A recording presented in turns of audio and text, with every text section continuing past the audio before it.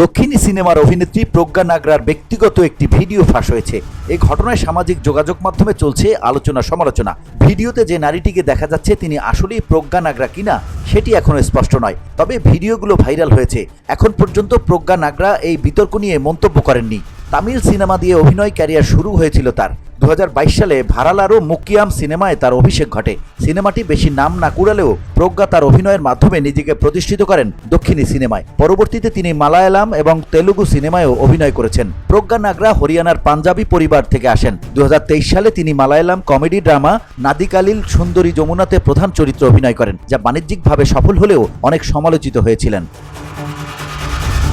VOD Bangla news desk.